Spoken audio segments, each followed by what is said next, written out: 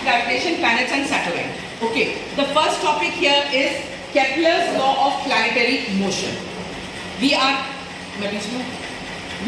very well aware that the universe has how many planets? Initially we used to take as 9 planets. Now Pluto is considered to be the dwarf planet and hence has been removed.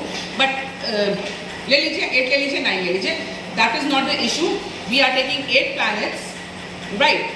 And which are orbiting around the sun. Okay.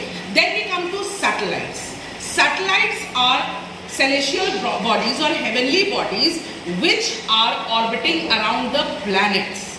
The bodies, heavenly bodies which are orbiting around the planets.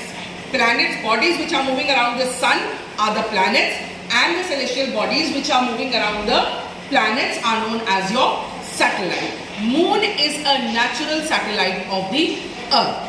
ठीक है? So Kepler जो पुराने notions थे, there were few defects in those notions about the revolution and rotation, and Kepler found out the correct, we can say, laws for the orbiting or the revolution of the planets and satellites, and he gave it in form of 3 laws. The first law is law of orbit. Law of orbit. Is it visible in the video? Okay. So the law of orbit say, initially it was said that the planets are moving in a spherical orbit. No, the planet is not moving in a spherical orbit. It is moving in an elliptical orbit. Planets are moving around the sun in elliptical orbit, and when you will study about ellipse, you will see there are 2 focus. They are not called as centers, they are called as focus, right? And when they are moving around the elliptical orbit, sun being at one of the focus. There is no center, it is the focus. There are 2 focus in an ellipse.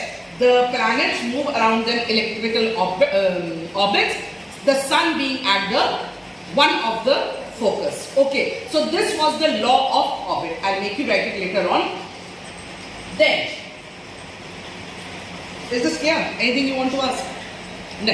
The second one is law of areas. Right? I want you to close your books. घर पे जाके पढ़िएगा. Law of areas. Right? Now suppose we are having any planet here. After a certain time it comes here.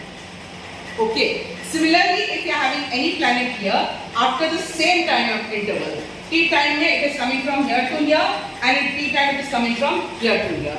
Okay, if you join these 2 lines to the focus, they sweep equal areas.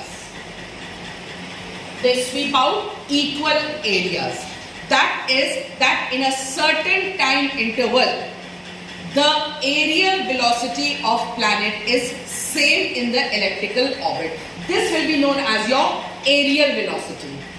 Okay, so this is your law of areas, that after a certain time interval, the planet sweeps out equal areas no matter whatever the, you can say no matter whatever the position of the planet is, but after a certain equal interval of time, it sweeps out equal areas. Am I clear? Yes, sir. Okay. Then the third law is law of periods.